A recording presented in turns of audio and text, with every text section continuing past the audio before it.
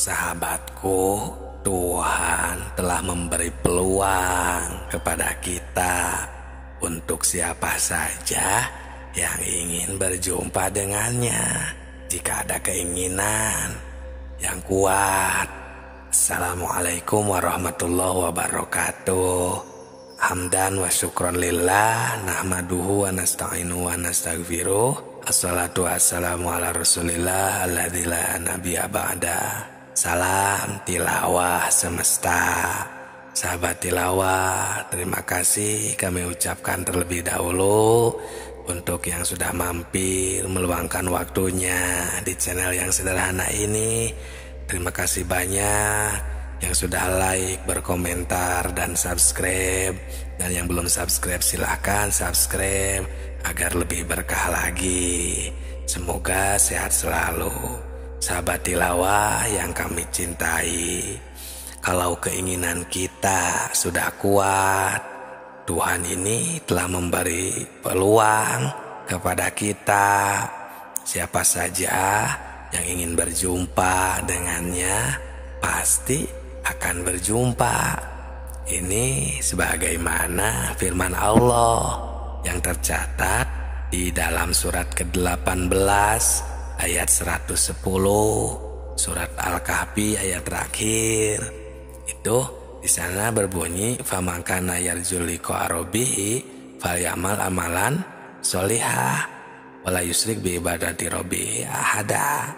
Barang siapa yang mengharap perjumpaan dengan Tuhan, maka hendaklah ia mengerjakan amal yang soleh, dan janganlah ia mempersekutukan seorang pun dalam beribadah kepada Tuhannya. Nah, sahabat tilawah, menurut ayat barusan, untuk berjumpa dengan Tuhan itu bukan mungkin lagi, tapi pasti, asal kita bisa berbuat amal soleh.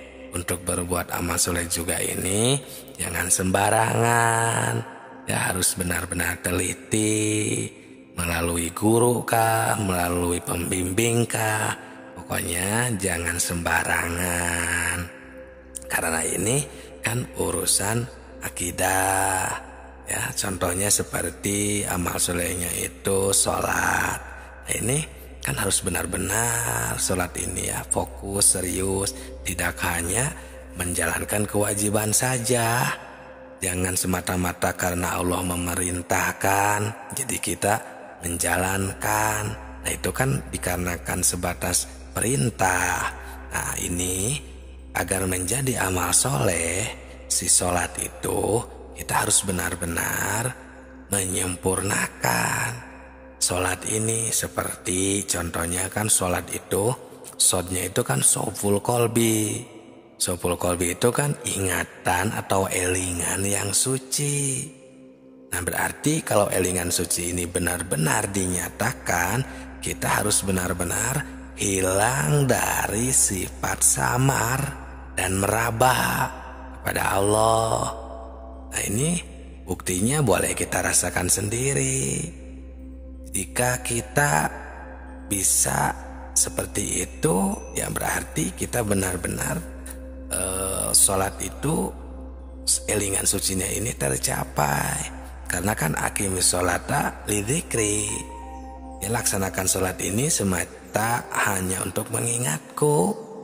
Nah, kita sudah bisa begitu apa belum?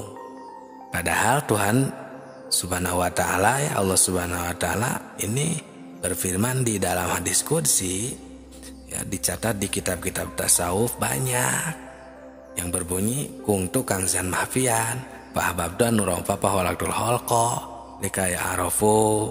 Nah, jadi aku adalah pembendaharaan, atau kangzan ini gudang, ya gudang yang tersembunyi. Pembendaharaan saja istilahnya biar mudah untuk dipahami, yang terpendam, tertutup, ya tersembunyi, dan aku ingin ditemukan dan dikenal. Maka aku ciptakan makhluk agar mereka mengenalku. Nah, setelah kami menemukan hadis qudsi ini, Berarti kan bukan mungkin lagi untuk mengenal Tuhan itu, tapi pasti kita akan bisa berjumpa, mengenal, asal mempunyai keinginan yang keras dan kuat perhitungan. Karena ini bukan pekerjaan gampang ya. Ini harus memerlukan suluk, proses ya. Istilahnya tidak segampang itu saja. Itu memerlukan guru juga, petunjuk, pembimbing. Ya, tidak sembarangan langsung saja mengerjakan, tidak seperti itu. Dan tidak semuanya juga yang bisa ahli di bidang ini. Maka fokuslah, carilah ya yang memerlukan guru, ingin mendapatkan petunjuk ya, pembimbing, cari di sekitaran kita, biasanya suka ada di tempat kita masing-masing. Itu biasanya ada, cuman tersembunyi. Tidak semuanya yang bisa, yang pernah atau yang menjadi kiai, ustadz, ajengan, penceramah misalnya, tidak semuanya ahli di bidang tentang kemakrifatan, tentang ilmu makrifat ini. Tahu dari mana? Ya karena kami menemukan juga di salah satu keterangan di dalam kitab Sirur Asror berbunyi, faman lam yasil bihadal ilmi lam yakun aliman fil haqiqati walau qara'a alfa alfin minal kitab bihaisu la yablugha ila ruhaniyah. Yang berartinya semua manusia jika tidak mencapai tingkat ini, mengenal Allah, makrifat ya, maka tidak dikatakan alim secara hakikat, walaupun dia telah menguasai 1.000.000 kitab, karena tidak mencapai derajat rohaniah ini. Nah, sahabatku, sahabat tilawah semesta, dari penjelasan ini kita semua ya mafhum, memahami bahwa tentang makrifatullah ini benar-benar memerlukan kekhususan atau proses ya. Nah, kita ini sehingga tahu, memahami pentingnya ya wasilahnya dari ilmu makrifat ini. Karena pernah ada yang menanyakan, untuk apa belajar ilmu makrifat dan apa wasilahnya? Nah, tentu saja banyak sekali manfaat dan wasilahnya. Seperti yang pernah kami bahas, jika kita lupa kepada Allah di dunia ini, maka nanti apalagi di akhirat setelah kita mati ya, setelah kita meninggalkan dunia ini ya, di alam kubur saja kita belum tentu bisa menjawab pertanyaan dari malaikat munkar dan nakir jika kita tidak tahu, tidak makrifat dari sekarang. Kan salah satu pertanyaannya itu ada, marobuka, siapa Tuhanmu, mana Tuhanmu? Jika kita tidak tahu, kita tidak akan bisa apa-apa nanti di akhirat. Itu baru dari segi pertanyaan, belum dari segi malaikatnya.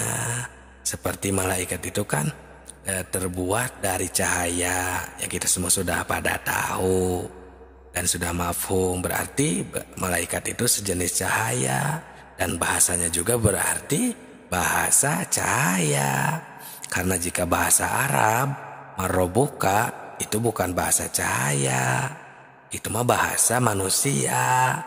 Nah, dan jika bahasa Arab, bagaimana untuk manusia yang meninggalnya itu bukan orang Arab? Misalnya ya malah orang kutub selatan, misalnya kutub utara, Indonesia, yang tidak tahu bahasa Arab, berarti kasihan. Mana adilnya Allah yang tidak tahu bahasa Arab? Nah, alhamdulillah, jika benar-benar kita memahami, mendaki ya suluh kepada ahlinya, tentang pertanyaan di alam kubur pun akan terbongkar, akan bisa menjawab, karena kita makrifat, mengetahui ya tentang semua ilmu yang ada di dalam ilmu makrifat. Semoga berkah semuanya. Salam tilawah semesta.